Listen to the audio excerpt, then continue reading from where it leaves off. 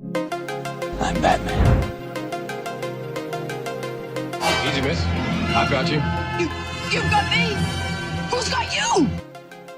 Mr. McGee, don't make me angry. You wouldn't like me when I'm angry. I'm a doctor, but probably not the one you expect. I'm Captain Kirk.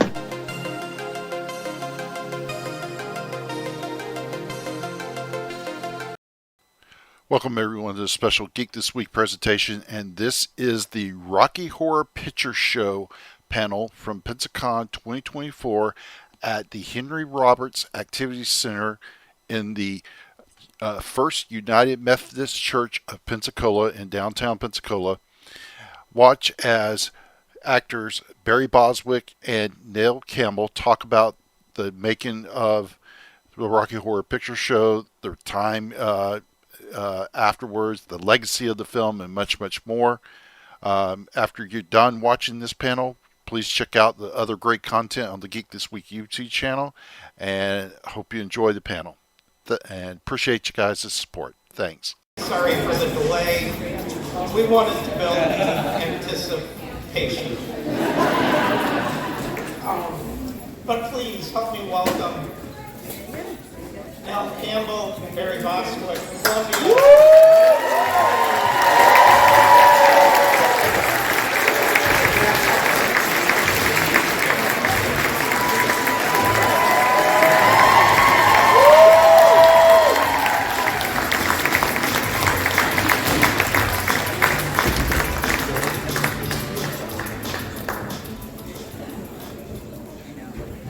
Welcome to the Church of Rocky Horror.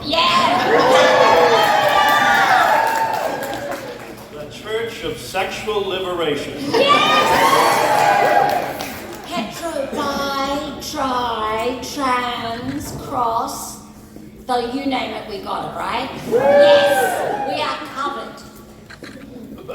Before we start, we've already started, so this is bullshit. When the questions start happening, we are going to vote for the best question of the afternoon. Yeah. And the one who gives the best question will get a signed Rocky Horror poster. And they get to sleep with Barry Bostwick. Yes. Thank you, Barry. So, Rocky Horror came out in 1975. Did you think we'd be talking about Rocky Horror almost 50 years later? Oh, treasure. Well, remember, because I was in the original show, which had its 50th birthday last year, it came out in 1973. And you probably all know it had the humblest of beginnings in a tiny room.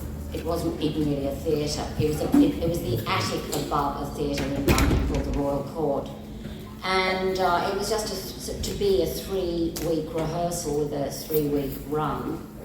And, that 3-week run has turned 50 years on, and still the show is still touring everywhere around the world. And then, of course, the film will have its 50th birthday next year, and you're all here. And no, we didn't know that it would have not only the longevity, but what the film and the show have meant to so many people, and the escape, the helping people feel that they recognise, that they are their people are up there, and they feel so liberated by it. And it's just been enormously gratifying for any of us involved to find out that it's had that effect, because you couldn't make it up, if you know what I mean. And Richard had no idea it would have that effect, Richard O'Brien, but we're all ecstatic that it's been so helpful for so many people. Did Richard, did he really have any feeling for what the sort of sexual liberation of it was? Well, Richard describes himself as 70% male, 30% female. Yeah. And he's always liked to frock up. So that, and he was writing a rock musical based on Frankenstein. And so if you put all those things together, that's what happened. The result was Rocky Horror. But also important to remember or to understand is that the show was on in 1973. Well, homosexuality was only legalised in England, where the show was, 5 years earlier. And any kind of homosexual references in films and books and shows was always rather sad and melancholy and tragic.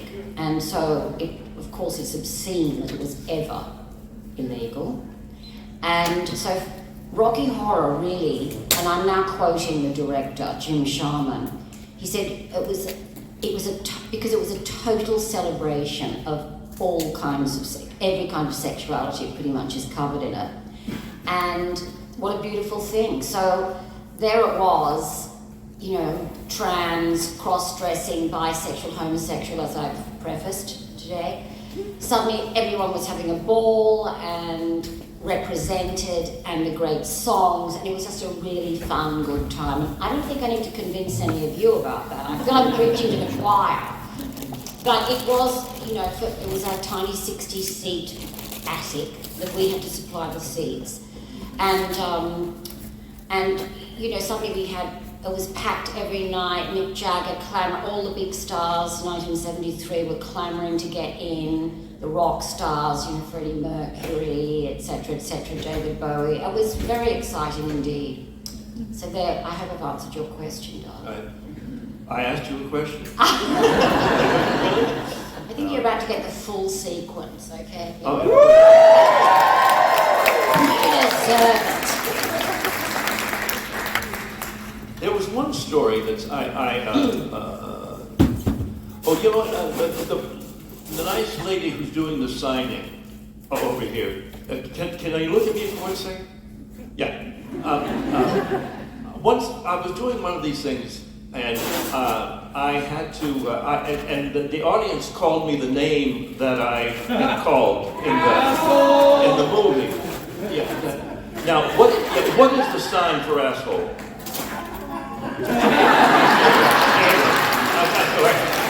Everyone's a little different. Sometimes it's something going into something.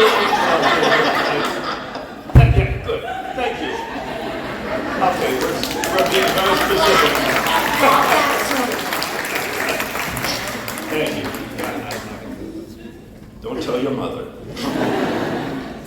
Well, let's throw this out to some Excuse of me, the... did you see my post on Instagram? Excellent, fabulous magenta there. Today she's something else. Let's I can see you're still representing. let's throw this out to the crowd. Cool. Yeah. I'm a little anxious right now because I'm super struck by the two of you guys. Oh. And also keep in mind there is a prize. Yeah. Oh yeah. No pressure. So don't fuck it up, okay? Oh, okay. Well, I was just wondering, with both of you, what are your favorite of the call-outs that you've heard over the years? What's yours? I Well, never asked you that. The You one don't like that it. I still, when the call-outs began, there were far fewer of them and they were far wittier. Yeah. Now there seems to be a monologue going on the entire Filthy time. language, yeah. There's no break at all. Yeah. It was much funnier when it was just sudden, now and then. And one of the early ones was in the opening scene with you and Susan under she's holding a newspaper over her head and someone called out, "Buy an umbrella, you cheap bitch." That in fact was, because I do a one-woman show now called All's Nell, Den's Nell, and a lot of it is about how Rocky Horror came to be. And so I researched, every detail, and that in fact is the first call out. Yeah, There was a guy. In Brooklyn, I think you were a teacher. Well, no, but it was at the it was at the theater, in yeah, the New yeah. York theater, yeah, on 8th Street. Yeah. Anyway. He was stoned at the time. No, but and then he came back and came back and I think the next week or two he came up with something else. Yeah. And then the audience Yeah.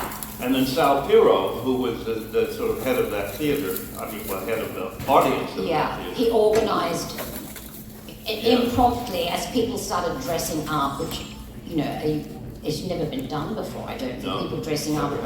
First there was the call, then the people started dressing up, and then people started performing in front of the screen. So I know I'm preaching to the choir, but it was an extraordinary situation.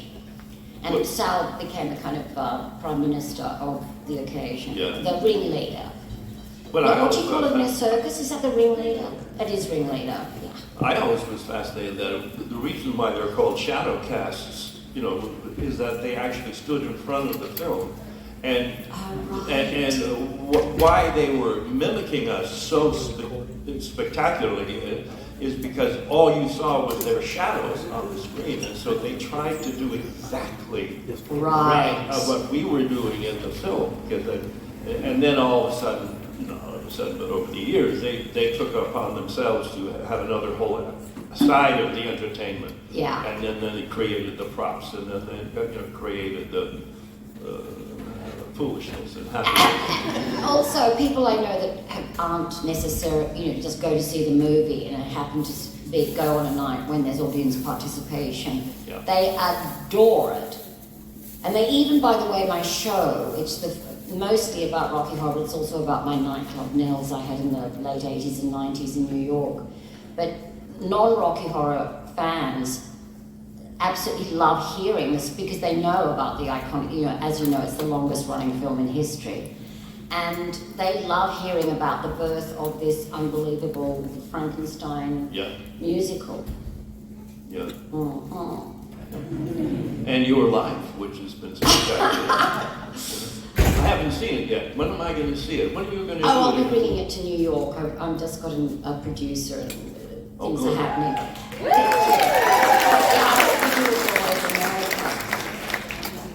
One thing I'd like to say, this is the sort of thing I go and discuss in my show, which is so important.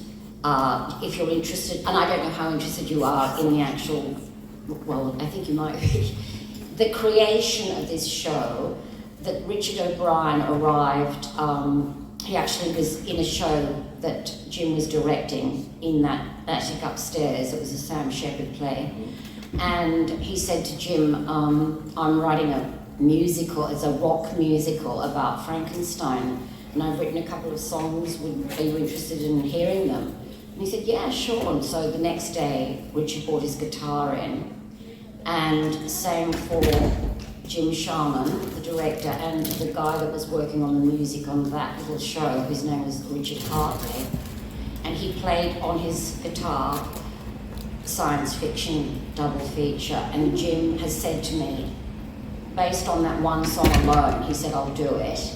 And arranged for that to be the show that followed the one that they were in at the time, The Unseen Hand by Sam Shepard.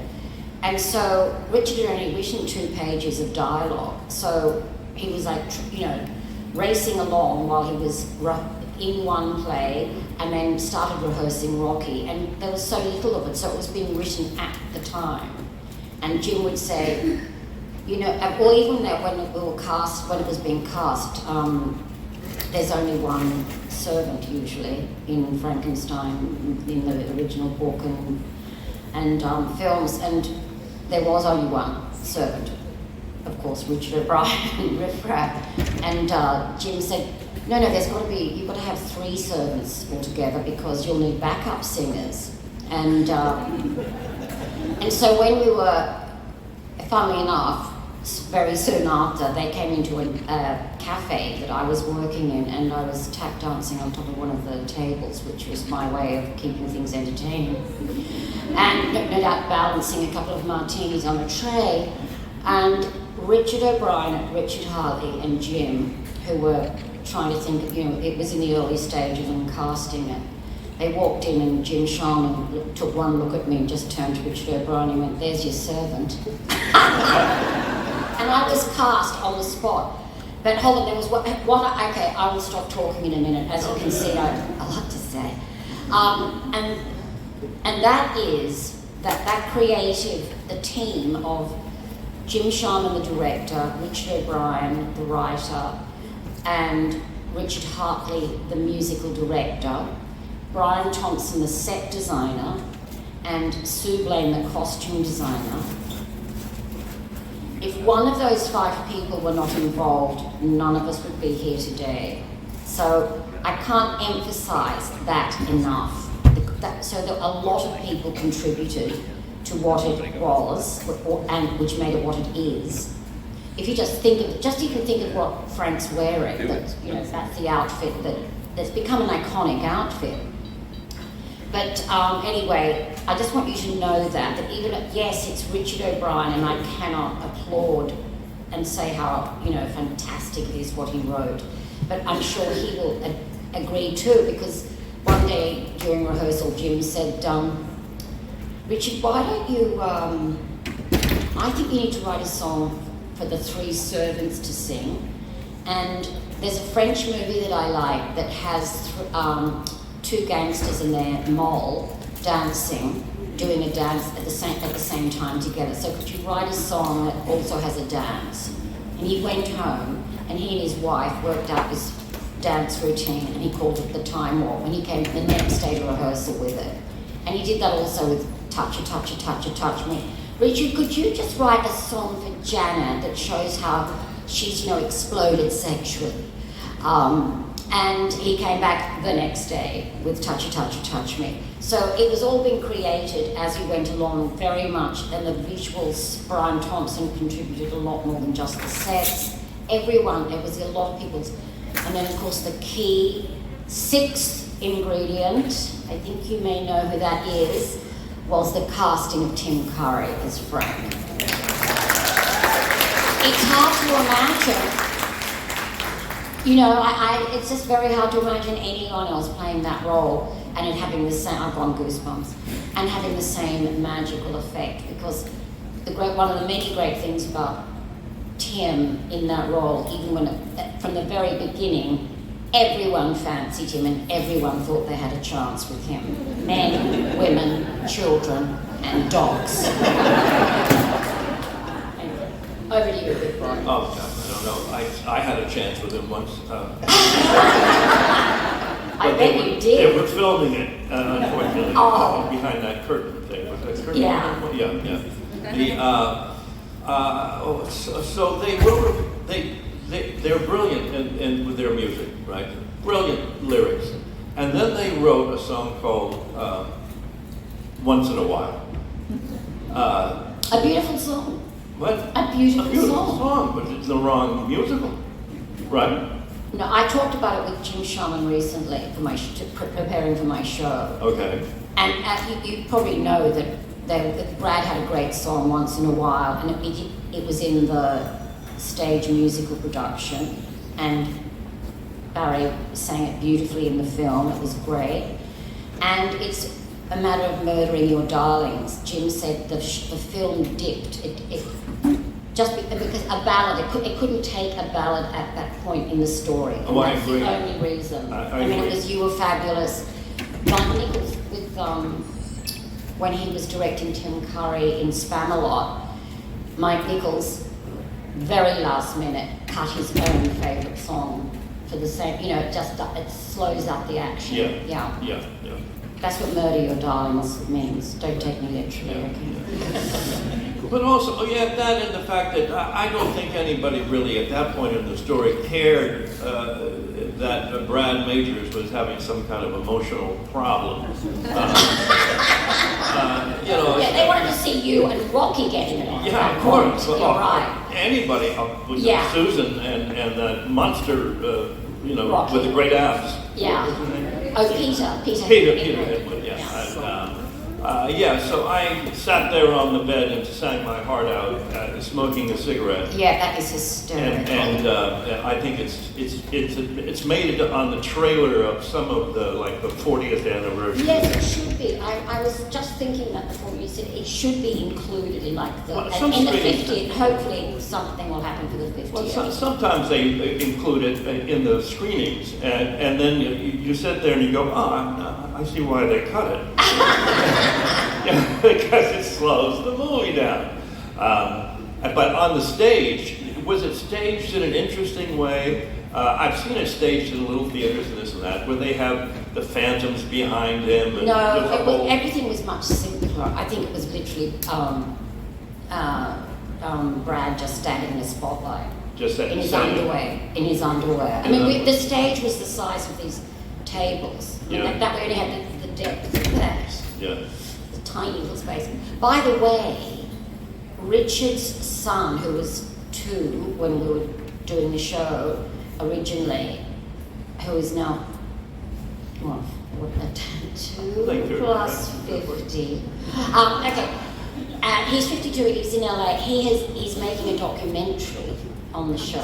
Sorry, I forgot my neck seems to be stiff. Darlings, I'm going to make everything to you for a while. Loving the lemon hair. Gorgeous. Anyway, he's making a documentary of Rocky Horror, so that's something to look forward to. Yeah, I met him. I went to New York a couple of weeks ago and did. Oh, great. Yeah, have they interviewed yet?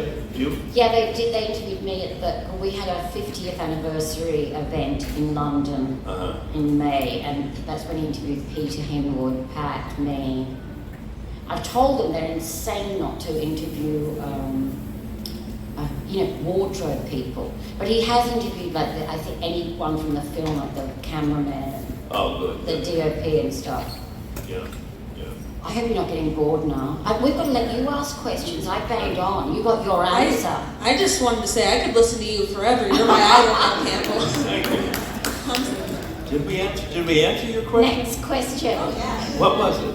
I was just wondering what y'all's favorite call-outs were that you've heard. Oh, that's right. But I Shut adore you. You won't win this. Okay, you can sit down. Hi, I'm here from Indianapolis. I drove all the way down here. I'm using my vacation time. Oh, thank you. Are you begging us for money? Like for No. I drove all the way down. I drove down here from Snacks. Indianapolis. I'm a huge fan. My living room, when you walk in, it's like a museum because I collect a lot of Rocky Horror memorabilia. You're a sick Have you woman. bought my underwear? I have not bought your underwear. I'll have I you would my love to pair. have I a think pair. you know what, why don't you go to his table and he will give I you need a your signed underwear, my pair. underwear. Come on, Yes. she's driven all the way from Indiana. What? She has. I have to drive home today. I'm For going. yourself. You give her your underwear. I'm leaving. I will. Down to Indianapolis as soon as I leave here because my daughter is bugging me about my animals. They're getting on her nerves. Okay. So I will be driving back to Indianapolis after this. However, you two are such underrated actors. Oh, that's very sweet. You're of you. both phenomenal, and I don't think there's enough words to express how wonderful you two are. And You almost got the poster on that. yeah, you are both very underrated, such underrated. And everybody that I had a tattoo put on my arm on purpose because I want people to ask me about the show. It's like, what's this dance move on your hand? And you know, the young kids, they don't know. They're like, is that some new dance move? And I have to explain to them what the time warp is. And anyway, so my question is, when you both were young, what did you want to do when you grew up? Did you ever see this as your future? Like, did you want to be teachers or doctors? Well, I'm still young. You are still very young. When you were in grade school, primary school. No, I don't know Don't what. get your daughter to lie. Let her lie on those chairs so she can lie down, No. darling. She's a tired pet. I didn't Darling, know just there was lie a down. child in here. I wouldn't have used all that hard language. I'm I'm so sorry. Sorry, Mom. It's been a big, long day. What was the question? Oh, what What you did want you to be want when to you do when you grow up? were in like grade school? Did you Oh. see this as your future? I wanted to be an artist, I think. I was sort of studied art and being a sculptor, and right now I'm a potter as an avocation. I have a studio in mid-state Florida, with all my kilns and everything. And a couple of weeks ago we had a show of my stuff as part of a tour in Lake County. I live in Mount Dora, which is just north of Orlando. And so I think I've always wanted to do that. I went from being sculpting to being a potter, and being incredibly lucky to, when I was went to school in the 60s, if you went to an acting school, they always said, well, you have to know how to act, sing, and dance, or you're never going to get a job. So I really focused as much as I could on those three things, you know. And the actors that I knew at the time who could just act and couldn't do anything else became movie stars. But that's beside the point. So that's, you know, it's a natural progression if you just want to be an artist of any kind, you know. And then acting happened because that's where all the pretty girls were. That's why people are bass players, they say. Yeah. Rather than whatever the other guitar is. What is the other guitar? Treble? No. But the bass player is the one that always gets laid, right? Yeah. And the tenor in operas is the one that gets laid. Don't look at me. Darling, what's your question? What is your favorite scene in Rocky Horror? The favorite scene? Yeah. Favorite scene? It's a very hard question. I think the floor show, don't you think? Only because it was so dangerous. Yeah, it was very hard to. I'm not complaining, but we were sopping wet, and we were in, you know, stiletto heels this high, and, you know, tight corsets and whatever. It was, and having to do that dance. We are wired and untamed things. It is true, but it was hard to do that. Well, it was on a wet stage. Yeah. And it was very slippery. Yeah. And you had to. It was all in the core, you know, to keep your balance. Yeah. And I loved your core. Thank you, darling. I think I might have kissed your core in the pool. In the pool, I think you did. Yeah, I did. Yeah. That core is gone. Was that pool? Somebody asked me. Was that pool heated? No. It was. It was heated. It was heated. It was because it was November. It was very cold. Yeah. And if that hadn't been heated, we would have been freezing. So they did their best, but we were still cold. Yeah. It's England. They don't, you know. I can't even begin to tell you how humble that studio was. There was nowhere for us to sit. There was, forget, you know, people looking after you, bringing you coffee and everything. It was a joke. The film was shot in less than 6 weeks. It was like 5.5 weeks. And it was, and also when we would, so each take was like, you know, you probably won't get a second take, so you better get it right. Yep. There was that. And of course, the time warp is also one of my favorite scenes. I have one more question. Yeah. Are you all excited to be at Pensacon? Yes. Pensacon, I'm mad for Pensacola and crazy about Pensacola Beach where I'm staying, overlooking the water, and it's just been great. And everyone is so friendly here. It's the good life. Now we better move on to the next question or be here. Can I have one more thing? Yeah. We have a new interpreter, right? So how do you sign asshole? The same thing. Okay. All right. Consistency. They keep quitting. The next one will be back in a minute. They'll wait not. Yeah, you're right. We should get the questions because yeah. I'm just bullshit. So apologies for the boring question, but since most of the cast came from the London theater, was it easier to feel like outsiders when you were introduced as Brad and Janet? Was it? They totally ignored us. You know, we didn't have time to become friends. I think you and I became friends 20 years later or something. I have a picture with you leering at me on the set. Wait there. There's. You know, yes, Peter Hinwood felt very alienated. I found that out. Yeah. You know, I think it's a terrible thing that I do think it was harder for us to bond with because it was such a quick. You know, we did rehearse briefly. I don't even remember. Pat would remember, but and the reason Pat and I were not given cars. We were, instead of being given cars to the studio, which was an hour's drive out of London in 1974. We were given the timetable of trains and buses that began at 5 a.m. And so Pat said, no car, no show. She wasn't going to do it. So they had us share Susan's car. So we got to, with an hour each day in each direction. So we got to know Susan, but not you so much. No. But yes, I will answer for it was definitely because we were all so familiar with our roles, and we never worked with the narrator. No. Charles Gray. Never. All his stuff was separate. I'm told he was quite intoxicated. Oh, seriously? Yeah, now I've done my research, and when he had to get up on the table and do the time warp, it was touch and go.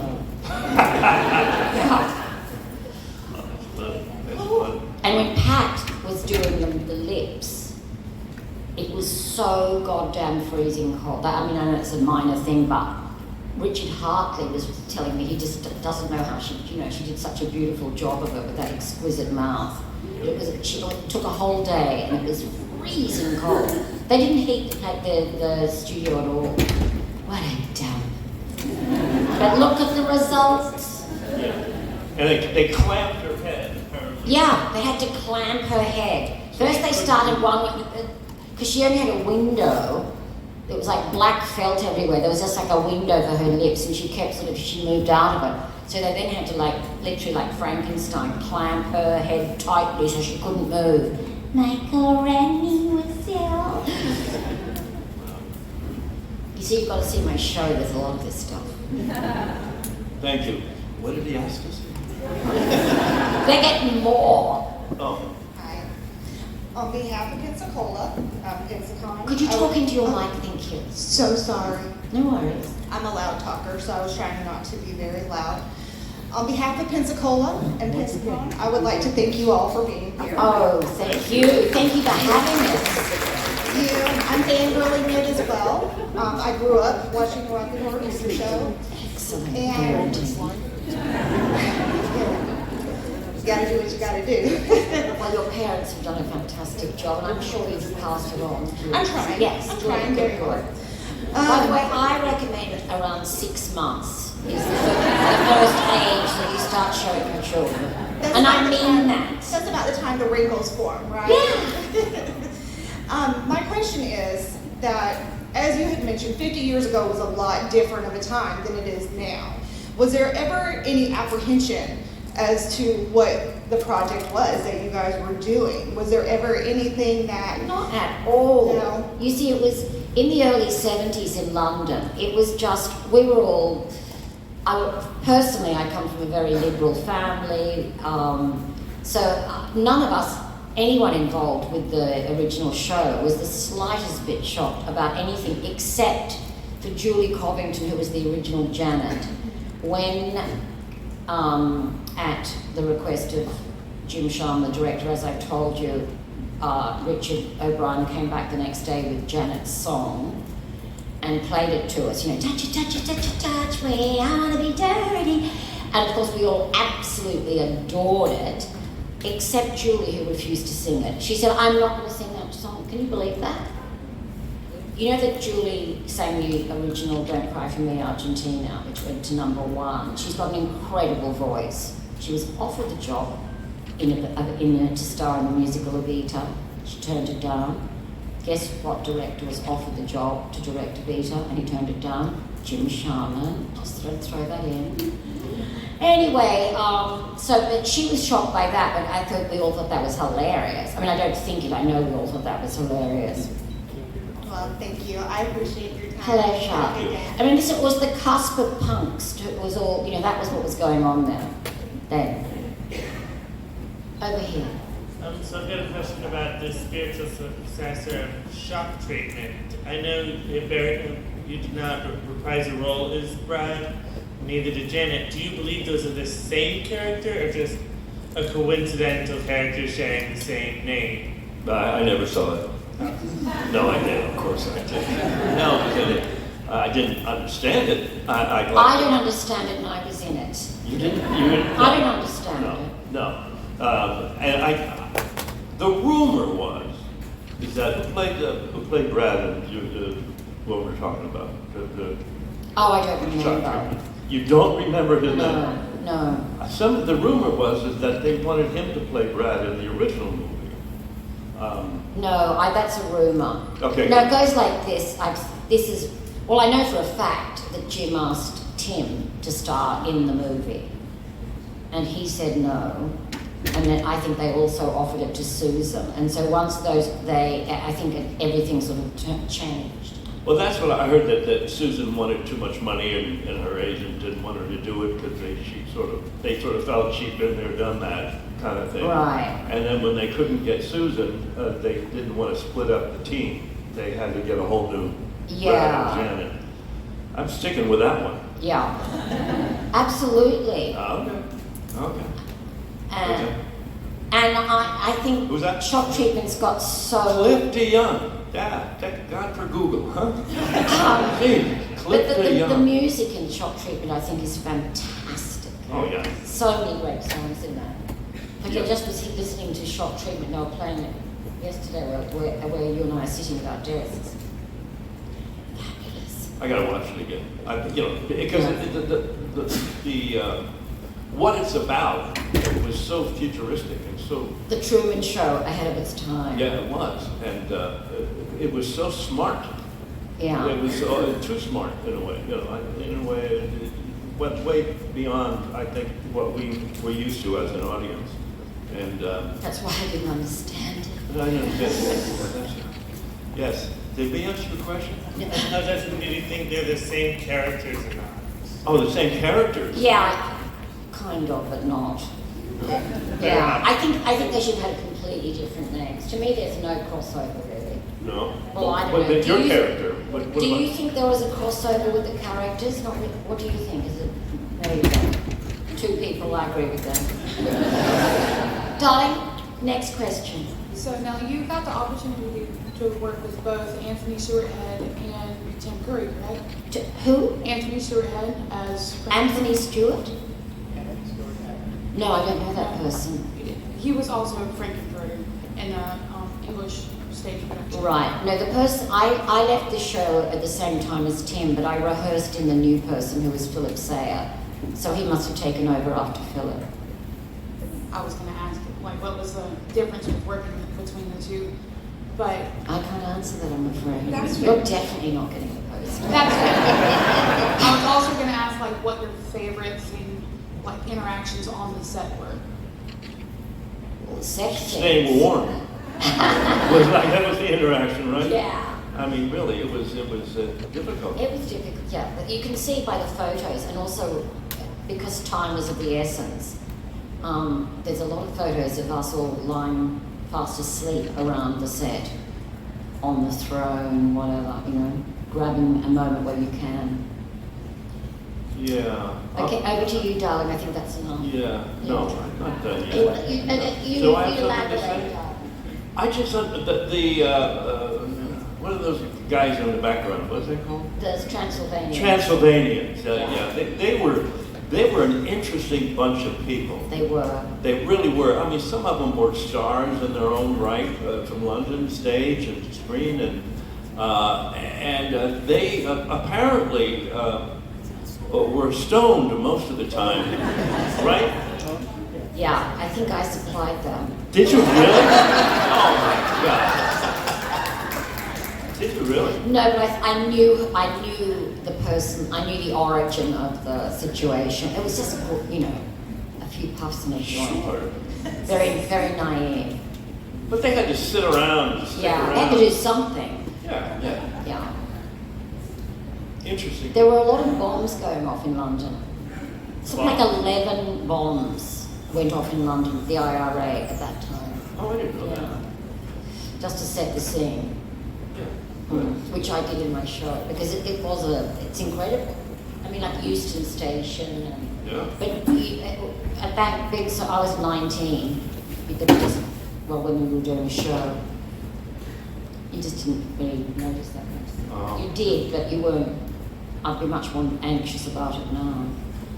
I just remember during the first scene, the wedding scene, when they were driving off in the car. I remember one of the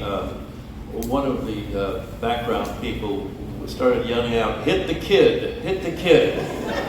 And I think, no, they're stoned. They're really stoned out. Oh my God! Have you heard that story? No. Oh, it's true. It's one of the. I can add that to the show, thank you. Yeah, hit the kid! Hit the kid! Oh my God! I don't remember a kid in it. So anyway, I'm sorry, but this is going to have to be the last question. Oh, no, let's just, no. no. Ready, set, go. We're going to give really quick answers. Go. Okay, my question was how much did you have involvement of the development of Columbia and Brad? Of the characters? Total. And you? That's my answer because it was just basically an extension of me in case you didn't know. I just played my cousin. Yes. And since we're in a church, do only assholes write on church doors? Yes. Thrift store. Good enough. No, yeah.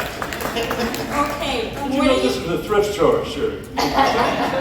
No heart. The chalk heart. I didn't understand a thing he said. You know how the chalk. Yeah. Oh, yeah. Yeah, no, the question with the chalk thing was they said, afterwards, people have said to me, so Brad carries chalk around and just in case he's at a church door, and, where'd you get the chalk from? I bet that was Brian Thompson's idea, the set design. That's the sort of thing he would think of. Good. Okay, so Tim, you and Patricia play multiple parts in the movie. What do you think about the fan theory that they were at the church to scout out to find Brad and Janet to kind of lure them or lure people to the castle? Oh, Jesus Christ. You said this was going to be fun and easy. Here's the deal. Jim Sharman, I'll say this very fast because it's very interesting. Jim Sharman was a huge fan of, and there she is, Dorothy, the Wizard of Oz. And he wanted, as you all know, the Wizard of Oz, people have dual parts. So that's what that's from. And he wanted the film to, like The Wizard of Oz, begin in black and white and switch to colour at the first sign of Frank coming down the elevator, the heel going like that. And when he put this forward to 20th Century Fox, they were like, don't be ridiculous. And I think at the time, black and white was even more expensive. I remember someone saying that, but he doesn't, I asked him about that, he doesn't remember that bit. But they didn't want him to do it. He now thinks it's better it isn't in black and white, but I think that would have been pretty fabulous. So that's why, but they did, he did give us those different roles just the way that people at the farm and her auntie or grandmother, whoever it was, Dorothy. Yeah, I just saw a fan theory that it was maybe linked to, that's what it was. It's just that fun thing about, oh, I get it, they're those people. Thank you. I know we talked about Brad obviously missing out on the song from the live action to the movie adaptation. Is there anything else, or is there anything about the live action, about the live stage play that you wish had been in the movie, or like different character interactions or different anything at all, any scenes or anything at all that didn't make it into the movie? Are you asking me that? Yeah, you weren't in the. Yeah. Sorry. I'm sure you're sad that Brad's song wasn't in there, but that's fine. No, because of course there's a lot more in the film, so we were adding, we didn't do any subtracting except for that song, sadly. Yeah, wise choice. It's a good song. Thank you. That.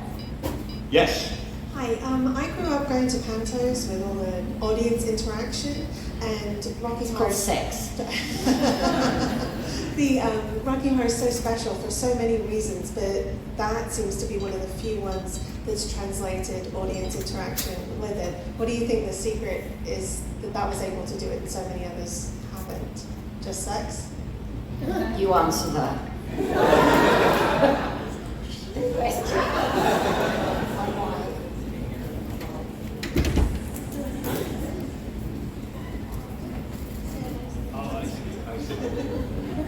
I don't know.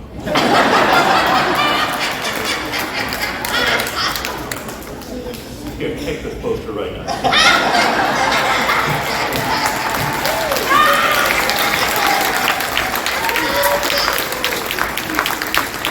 I don't have another poster. This should be the the worst question in the world. Oh, wait, they've got to go to John. Oh my God. Next. Oh, Yes, yeah. very quick. Is the Easter egg story true? And if it is, who found the most eggs? Well, I don't even know what the story is. So the answer is no. And I think unfortunately we haven't got time to hear what that rumor is, but no. No.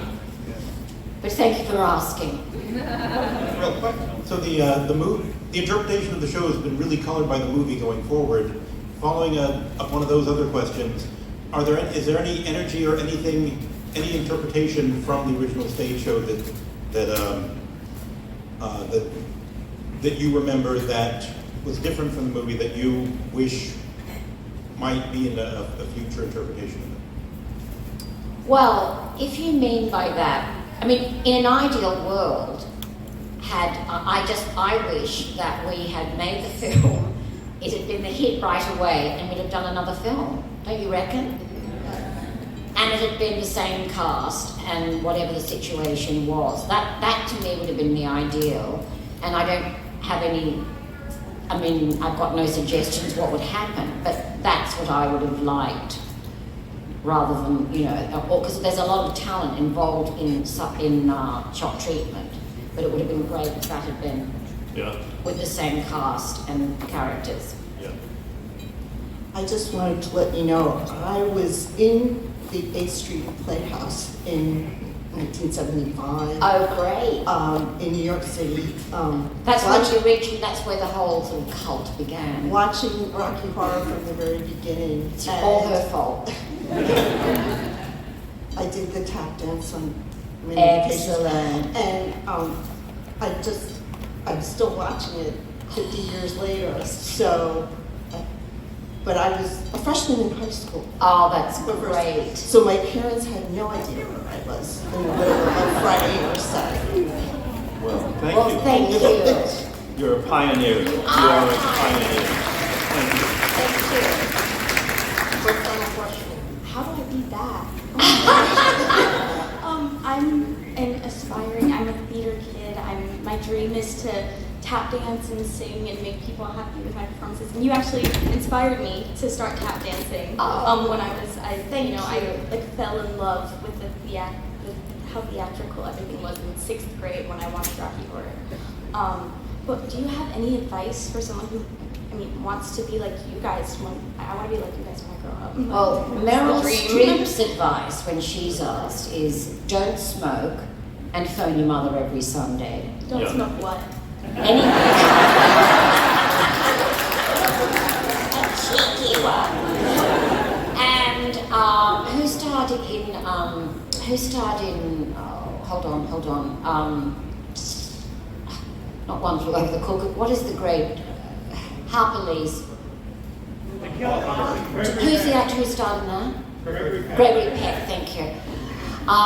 Yes, Gregory Peck's, who was a fantastic actor, he would tell people asking him, learn your lines, which I think is about as much as you can say. Don't you agree? Yeah. Arrive everywhere with knowing the lines. Yeah. For day one of rehearsal. My only advice is to live a fascinating, fulfilling life, and that will empower your work as an actor. Because unless you have some really depth as a human being, you're just making all it up, and you have to have something real in your life that you're drawing on. Tell that to Barbie. What's that? Tell that to Barbie. Yes, right. So just live a fabulous life and love your family. And have a job that you're always making money, so you can be financially independent regardless, because as you know, it's a lot of ups and downs and etc. Yeah, and have a good hobby. I think hobbies are very important for people in show business, because that's what feeds you, when everybody else is starving you, not giving you work and telling you you're too short, you're too tall, you're whatever. Too young, you're too old. Yeah. So you have to come to it with a sort of a spiritual strength to overcome all of that. And that only comes from you exploring who you are and finding something in your life that satisfies you and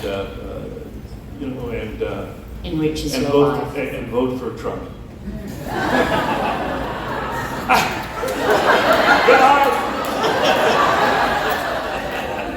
Take that back. I'm taking it back. It's a joke. Okay, no, you need to say, It's you a didn't mean joke, that, you didn't okay? mean that.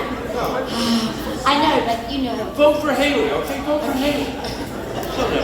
You're going to vote, oh my God, I could buy. Thank you all for coming out today.